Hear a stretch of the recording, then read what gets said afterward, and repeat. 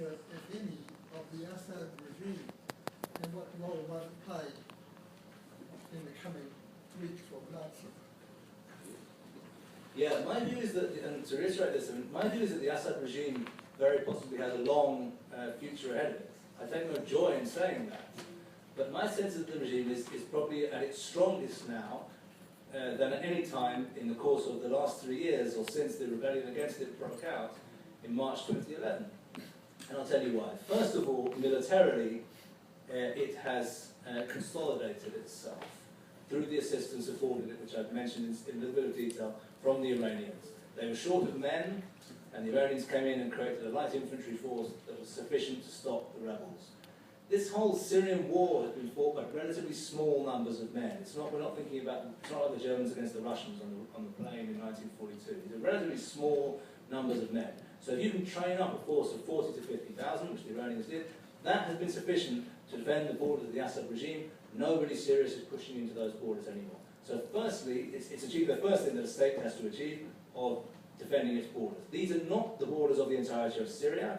These are around 40% of the entirety of Syria, but it contains within it most of the major cities, with the exception of Raqqa and half of Aleppo, and most of the population. So that's the entity which we're talking about when we talk about the Assad regime today. That entity is in no serious danger militarily from any comer that we can think of. And if a Western coalition comes into being of a more determined variety, as we're now discussing, and one of the reasons why you were interested, of course, in this question, because your own forces may be among them, that coalition will not be going to fight the Assad regime.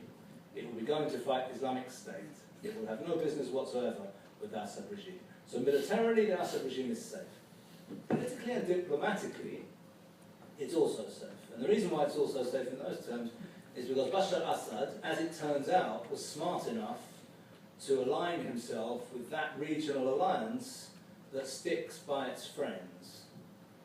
The other regional alliance, which was the one led by the United States, doesn't stick by its friends so much, which is why people like Bin Ali and Hosni Mubarak of Tunisia and Egypt, respectively, no longer have gainful employment.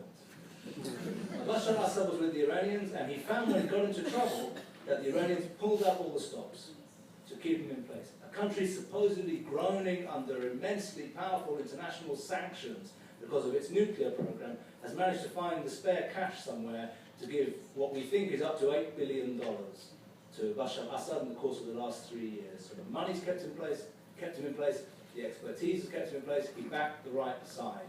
Hezbollah, the Iraqi Shia militias, all the assets available to the Iranians have been poured into the Syrian fight to keep Assad in place. So politically and diplomatically he remains in place too. Economically, well, the economy is of course in free fall, but it's contracting, that is to say. But it appears that for as long as the Iranian money, the Iranian gifts keep on coming in, the economy can be maintained on some sort of minimal level which will prevent a collapse. So it's hard for me to see where this misfortune could come to strike Assad. Of course one could say, well, he could be replaced from within, he could be assassinated. Yeah, he could be, but right now, if you were a member of Assad's inner circle, you'd have very little reason to want to get rid of him. Actually, from your point of view, as a person from Assad's inner circle, you'd say he hasn't done too badly. You know, we thought we were on the rocks, but now we're kind of through into relatively clear waters. So the answer is, and I take no joy in saying it whatsoever, the outlook, so to speak, for Bashar al-Assad in the immediate period ahead, and perhaps beyond that, is rather good.